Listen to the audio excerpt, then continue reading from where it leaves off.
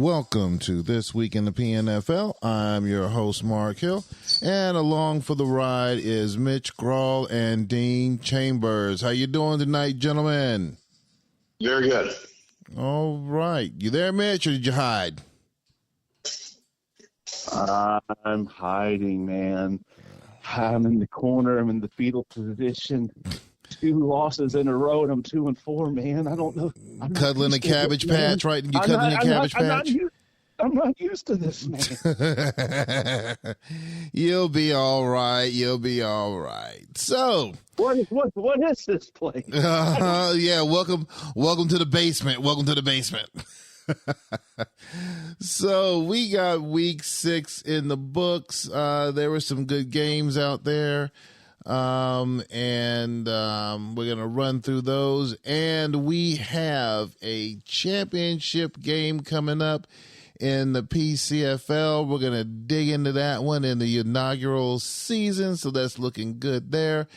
And we also have a Heisman Trophy, Heisman, award that has to go out. Voting is still going. We're going to have, Dean talk about that in the middle segment.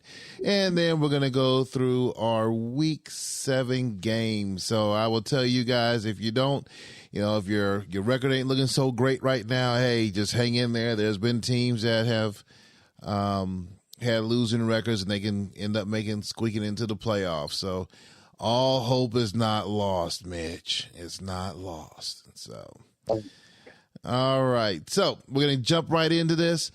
Starting off with the player of the week for week 6 was Jordan Love, quarterback for Jacksonville. We'll talk a little bit more when we get down to the Jacksonville games. So we're going to get this thing kicked off, starting off with game number 1, sorry. And this is a bad one to start off on, but we got to get through it. We had Atlanta and the Dirty Birds hosting New England. And I guess, Mox, condolences to Mox.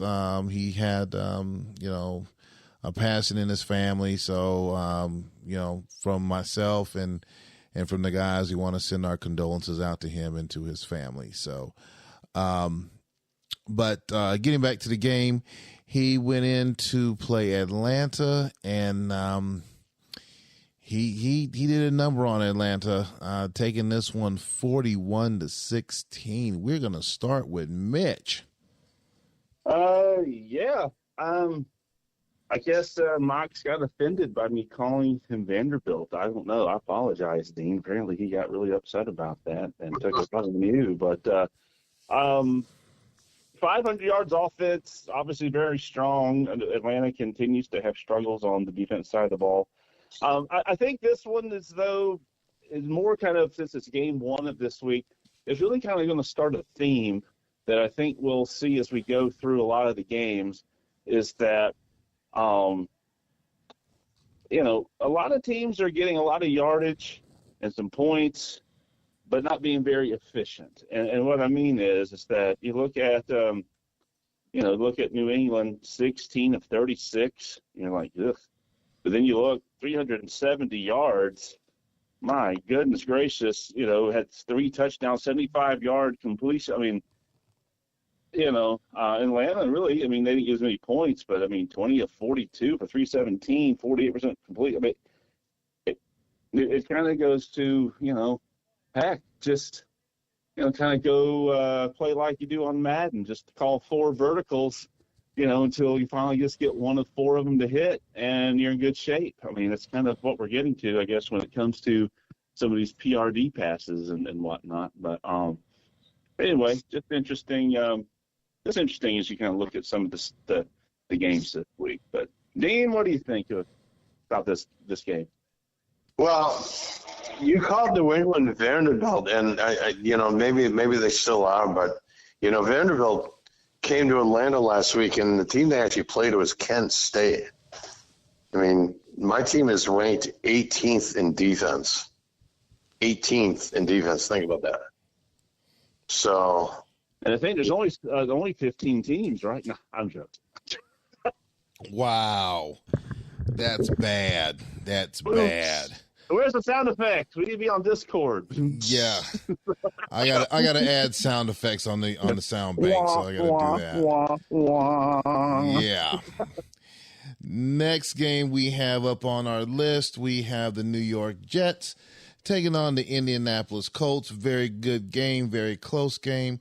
But the Jets ended up squeaking out a 17-14 victory. Dean. Yeah, this was a close, low-scoring game, and it really looked like Indianapolis could win this. And, you know, as I think it was Rich pointed out, that Indianapolis had made a number of mistakes. And the Jets didn't exactly do what the Jets do, but they did win. They held on to win by a field goal. And I don't think this Jets team is going 16-0. I think they will lose some games, but not this past week they didn't. All right. Mitch. Very impressed with the Indianapolis defense, generating those 3 interceptions. Really had the Jets passing game on lockdown, which you would. I think he said you thought that Indianapolis might have pulled this thing out, but wasn't quite there. But very impressed with that Indy defense, and we all know that Jets defense is tough. So, I know Tim doesn't want a moral victory, but I think this is it shows that Indianapolis is, even with the loss, it shows they're for real this year. So, good game. All right. New York Giants hosting Jacksonville. In this game, we had Jordan Love. Obviously, our player of the week was in this game as the Jacksonville Jaguars took this one 35-21. Mitch. Yeah, 4 touchdowns for old Jordan Love through the air. So definitely the best Jacksonville offensive showing this season. That's been their biggest Achilles heel, is the inability to score and move the ball. So they figured a few things out this week. And the Giants, I kind of started to believe in them a little bit at the beginning of the season. And now I'm thinking, I think maybe the Giants have kind of fallen back to the old Giants. So we'll see what happens next week. All right. Dean. Yeah, I think with the Giants, the quarterback play from Daniel Jones is just not really. 68% looks good, but still didn't really get the job done. He threw an interception. Isn't making the big plays. But I think the big thing, Barkley was only 19 for 62, 3.3 yards per average. The Giants really need to run the ball a lot more effectively to be a competitive team, and 25 attempts for 66 yards, that's a 2.6 average. That's not getting the job done. Jacksonville ran 21 times for 5.7, so Jacksonville had the better running game, and you expect the Giants to have the better running game. Jacksonville also obviously had a much better passing game, and Jordan Love was player of the game with 4 touchdown passes. So, this is an important win for Jacksonville, and for the Giants, I guess it's back to the drawing board. All right. Next up, we have San Francisco hosting Las Vegas, and ever since they beat Seattle, they have been on a tear as they took this one 24-14. Dean. Yeah, the 49ers win again, and Las Vegas continues to struggle. Only scoring 14 points in this game and giving up 24. I wouldn't say it's a huge performance by the 49ers, but it was enough to win and, keep the 49ers on the winning track. But for Las Vegas, now 0-6. Unless things turn around, the Raiders might be booking a ticket to the Soccer Bowl. Mitch. Yeah, I think there was a lot of people who thought that with how Las Vegas ended their season last year that, hey, they figured some things out and this was going to be kind of their breakout season. But that has not proven to be the case at all. In fact, they're probably the most, maybe not the most, but one of the most disappointing teams in the league this season just because of the perceived expectations coming in. So San Francisco definitely did some work on them, and they're continuing to have a solid season. But being in the AFC West, I'm not really sure what's going on in Las Vegas right All right. Next up, we have the Houston Oilers taking on the Los Angeles Chargers. And this one took an extra frame to settle it, with LA squeaking out a 30-27 victory. Dean. Yeah, you know what I hear they're going to do in Denver this weekend when Houston arrives? They're going to play the Houston Oilers song, and the last line, they're going to say Houston Oilers 2-4. Oh, You know ouch. they're going to do that in Denver. Now, this is a tough overtime loss for Houston. The player of the game was the rookie quarterback, Caleb Williams, who went 19 of 51. What's going on here? Some of these quarterbacks are winning player of the game with some ugly stats. Yeah, three touchdown passes, but 19 of 51? That's 37%. It's called T-Lob. Yeah, it's 37% completions. I mean, I traded Trey Lance away for doing that. But that won the game.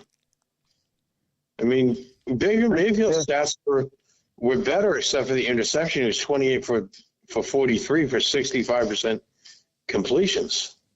So this is crazy. I don't know.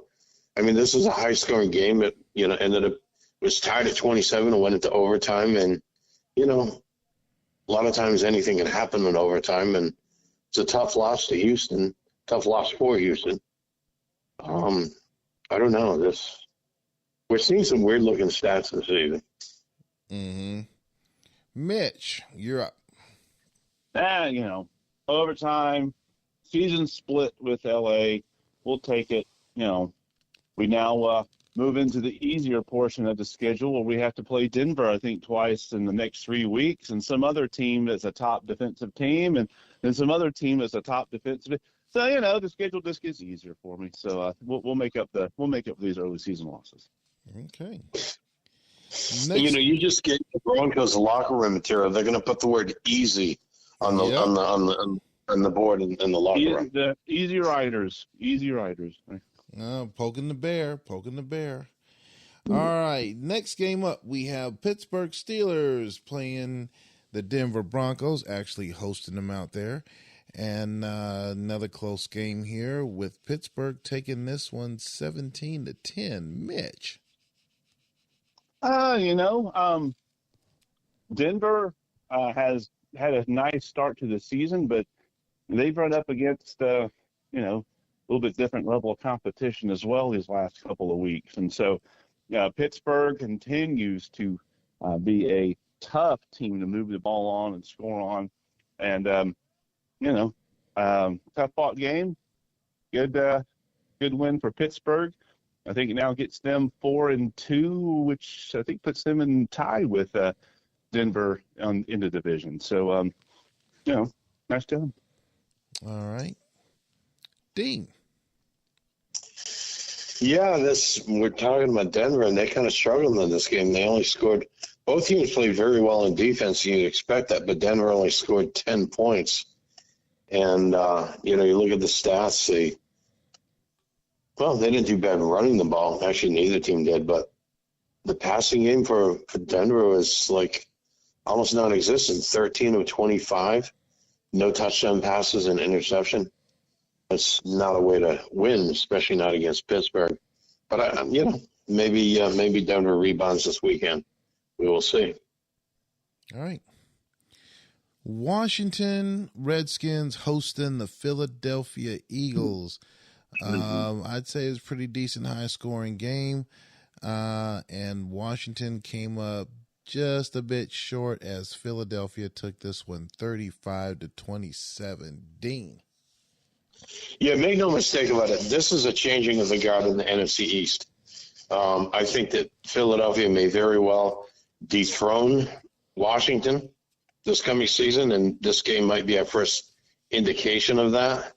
Although Hurts only completed 50% of his passing through 2 interceptions, again, we're seeing some odd-looking stats. You know, it was enough to win with 3 touchdown passes, and,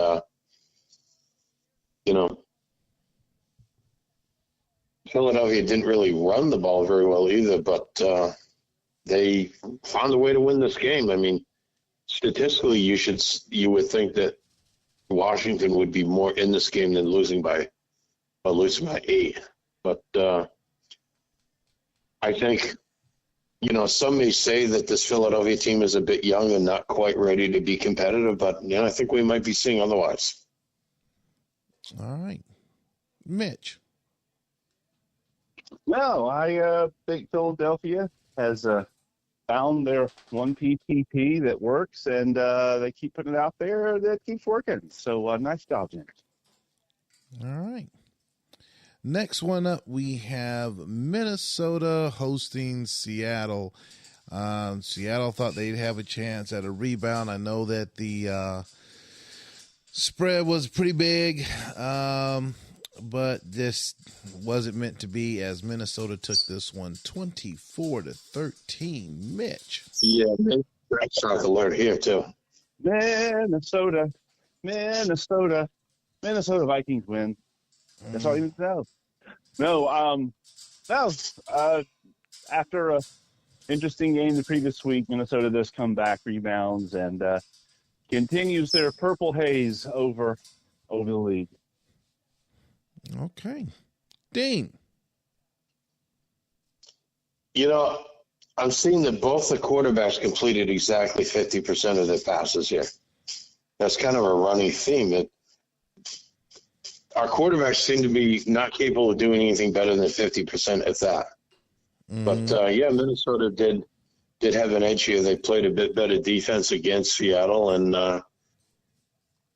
and played well enough on offense. I mean, they ran the ball pretty well. They ran for 160 yards, passed 193, so they had some pretty good balance. And, overall, the Vikings did what the Vikings do, and they won. Yeah, on that one, I can tell you right now, the Seahawks, they just couldn't get anything going with the ground game, and the defense was letting them just run on them all day long. We hung in there as far as the passing side. We did top them in the passing, but you got to get into the end zone to get anything going, and that was pretty much the story. So on the next week. Next game we have, which is our last game of week 6, we have Chicago hosting Green Bay, and I would definitely say this one was a good battle here as Chicago took this one 24-23. Dean. Well, I said that the Packers are going to do some things, and they did a lot of things. They did so many things. In fact, they did everything but win the game. Mm-hmm. Which they lost by 1 point. I mean, statistically, you think that Chicago dominated this game. They had 468 yards of passing, total offense versus 319. Ran the ball 272 yards for Green Bay 73. But the Cardinals also had a couple of turnovers, which helped keep Green Bay in the game. And, Green Bay just barely fell short. Tough loss for them, but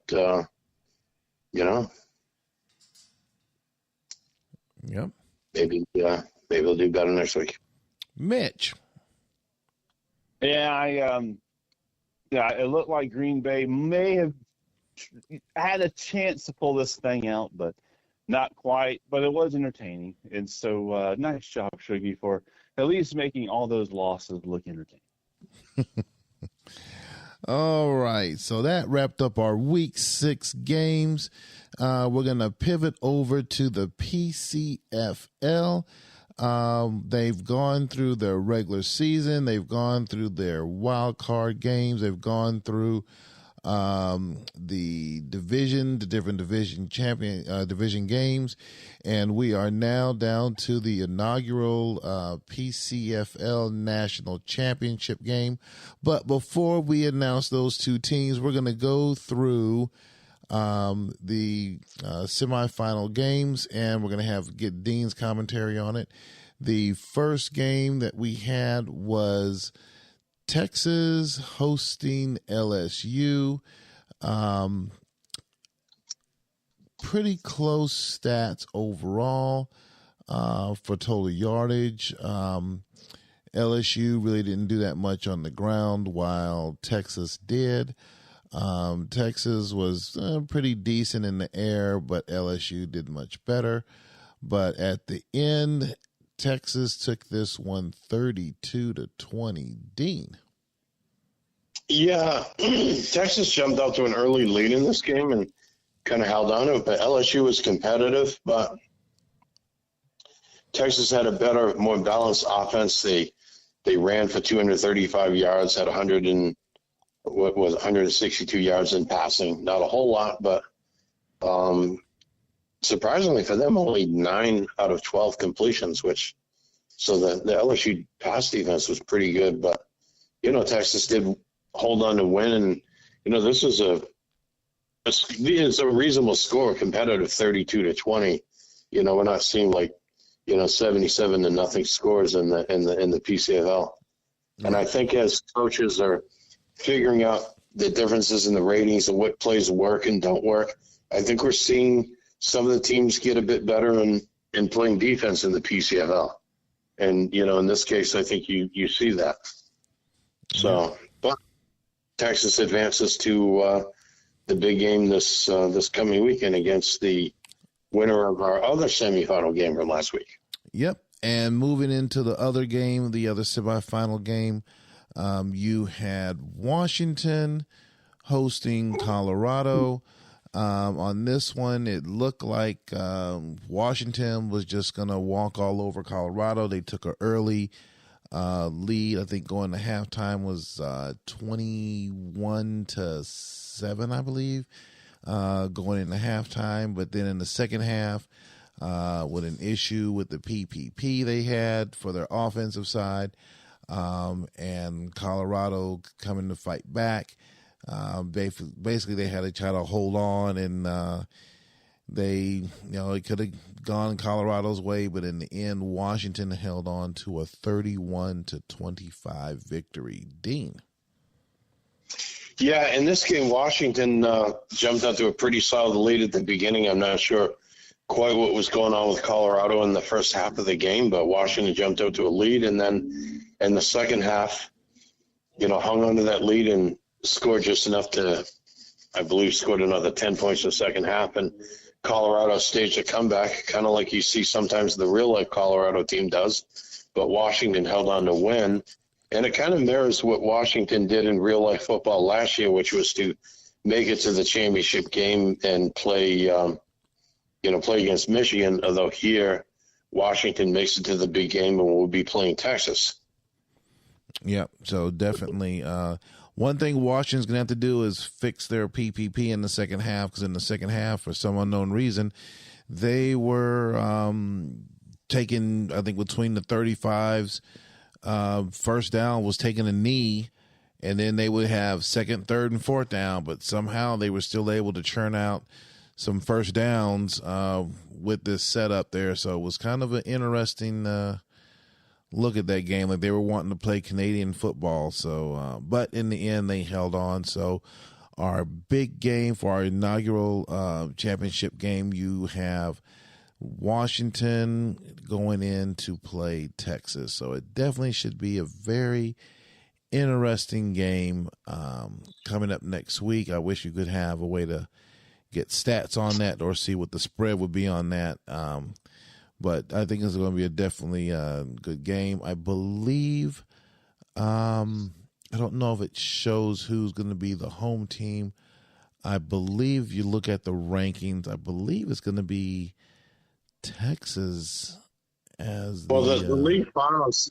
Texas is the higher seed, but the league finals, I think, because of one loss record, puts Washington as a home team. But we're going to use the adjustments so that neither team has that 5-point endurance advantage that the game builds in. Yep. So it's going to be like neutral field as far as that goes. Yep, definitely be a neutral turf. So, yeah. So definitely, go ahead.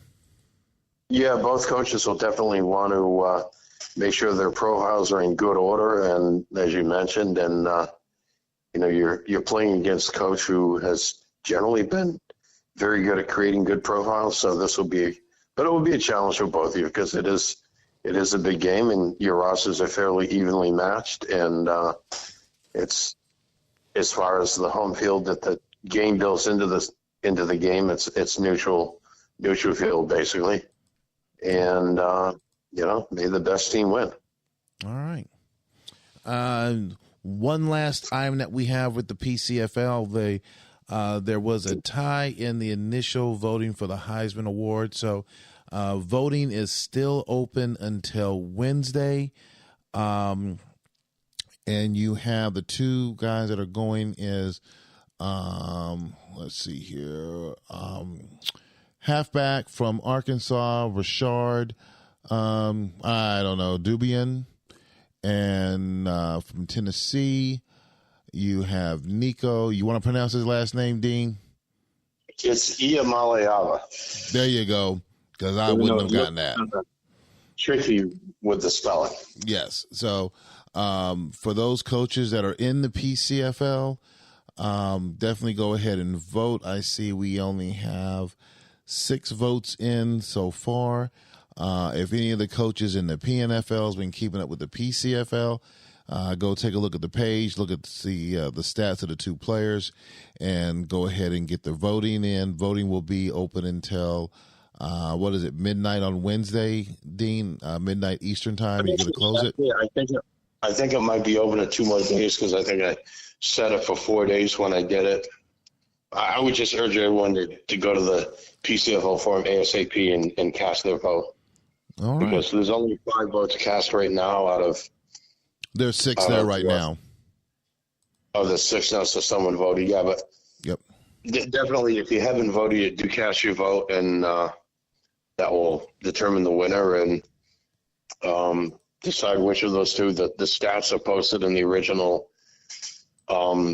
The original post where I originally posted the vote. You can look at the stats, or you can look at the season stats and see which one you believe is more worthy of winning the award and vote accordingly. All right. Now we're going to pivot on over to our final segment, which you guys know is coming up. We have our Week 7 games coming up. From a quick look, the spreads are pretty close aligned. So from the looks of it, some good matchups. We have one spread that's above 9. Pretty much everything else is between 2.5 and 7.5. So very close games we have coming up. So we're going to go and get started with this. With the first game on the list, we have Chicago Cardinals hosting the New York Jets. Rich Sporting Books are giving the Jets 3.5. Mitch. Let's go with the Jets. They're the AFC team. Why not? Let's go with the Jets. All right. Dean.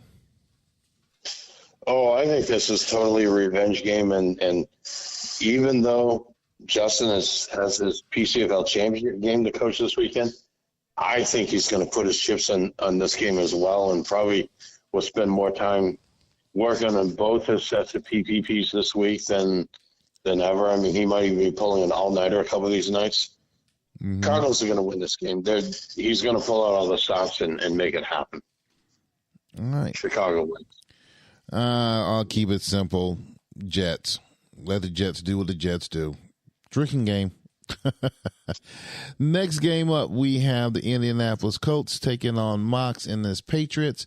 They are giving the Colts 7.5. Dean.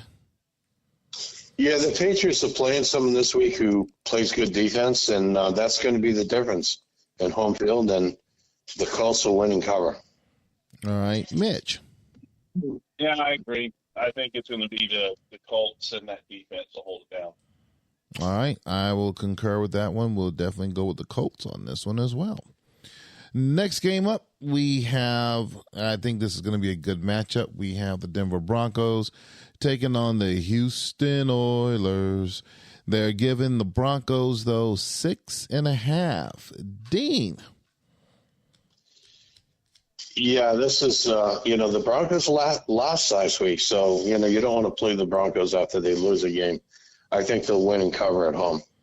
All right, Mitch. I'm going to go with Houston. That's what I'm going with. Yeah, I got to go with the Broncos this week. I know that Mitch is going to try to get himself together and focused on this one, but like you told me a couple seasons ago or a couple weeks back, hey, you got to show me something. So I'm going to go with the Broncos on this one this week. And you know that Brian is going to be doing that after the loss last week. So, oh yeah.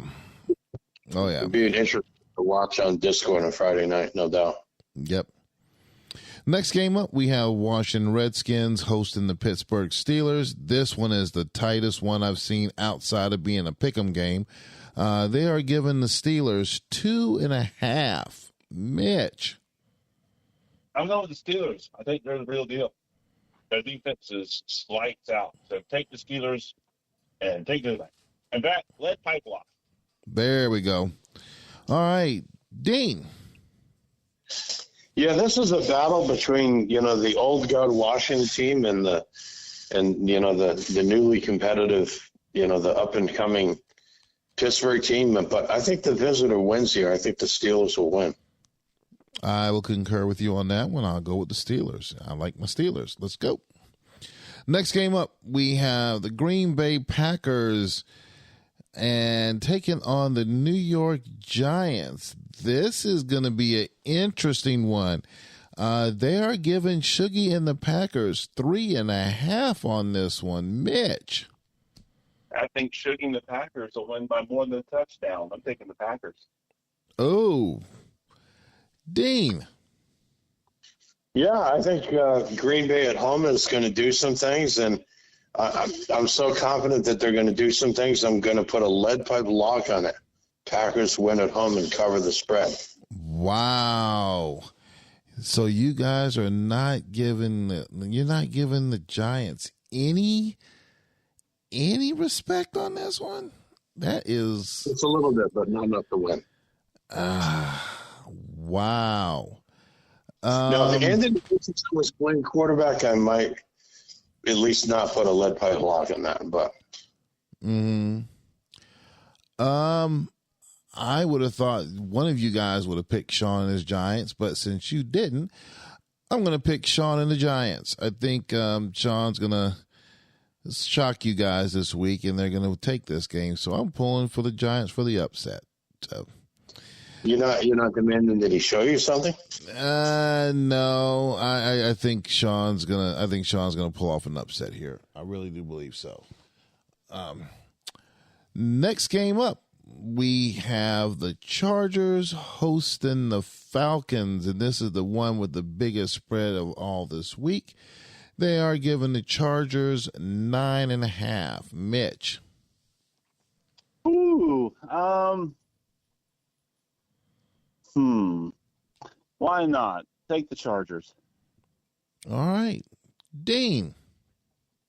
Well, if you look at the stats that Rich, well, I don't know if they're stats, but the numbers that Rich posted below, Atlanta offense ranked 17th based on yardage and 15th based on scoring.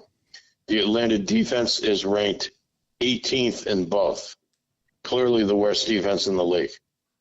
The Chargers are ranked fourth on offense and 16th in defense. Not so good in defense.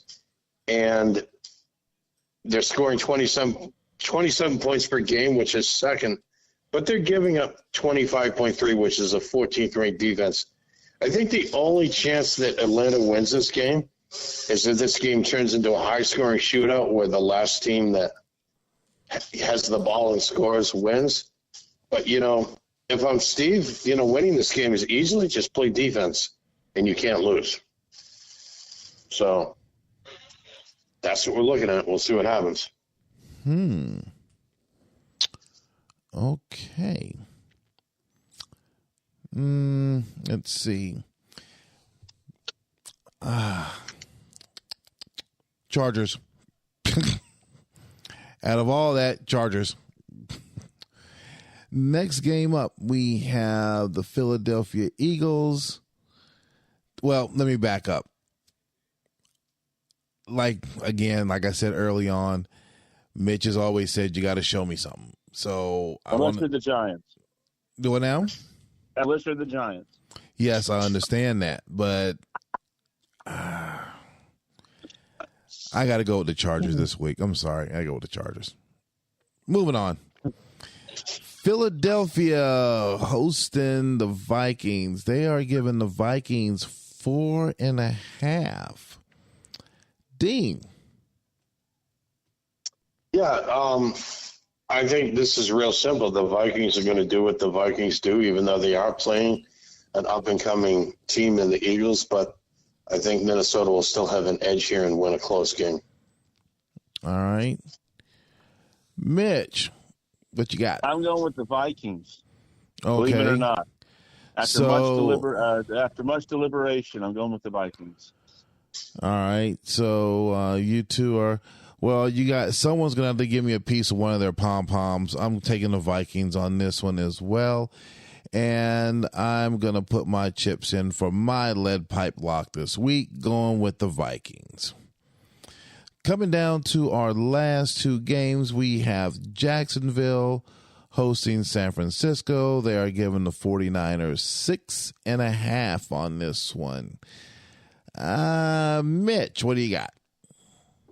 I think you take the 49ers until they show that they're not going to keep pulling out these tight games. So go with the 49ers. No love for the Jacksonville, even though they had Player of the Week, huh? Well, I had Player of the Week a couple of weeks ago too, and it didn't matter. So, Dean, what do you got? Yeah, I think Jacksonville played a better game and looked good last week. But, the 49ers, I think, are still probably the better team of the two, and I think they will win. All right. I hate to do it. I'm the one that got these guys on the right track because they won their first game this season against me, and they've been on a roll ever since. And I hate to do this, but San Francisco. Damn it, Charlie. Anyway, last game up for week 7, we have the Las Vegas Raiders hosting the Seattle Seahawks, and they are giving the Seahawks 3.5. We're going to go ahead and start this last one with Dean. This game, I don't know, the Seahawks only have 3.5 in this. I mean, and I almost want to say that spread should be larger, but yeah, I'm going to predict that the Seahawks are going to win this game by 1 or 2 points and not cover that spread. But the Raiders will still remain without a win. So that's my pick. The Raiders will cover the spread, but the Seahawks will win the game by 1 or 2 points. It's going to be a close, tough-out game. Probably low scoring. I could see something like a 15-14 kind of game where maybe, or I don't know, 16-14, something like that, where your field goal kicker will actually make a game-winning field goal and win this game over the Raiders. Oh, okay. All right, Mr. Optimistic. Mitch, what do you got? Let's go with Seattle. I mean, Las Vegas has been struggling, so Seattle has at least, won something this year. So let's go with Seattle this week. Yeah. Well, yeah, I'm just like you, won something this season.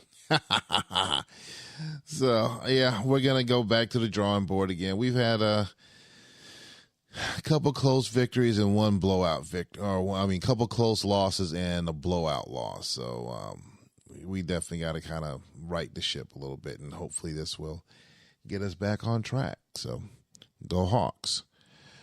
All right. So we are wrapping up our show for week 7.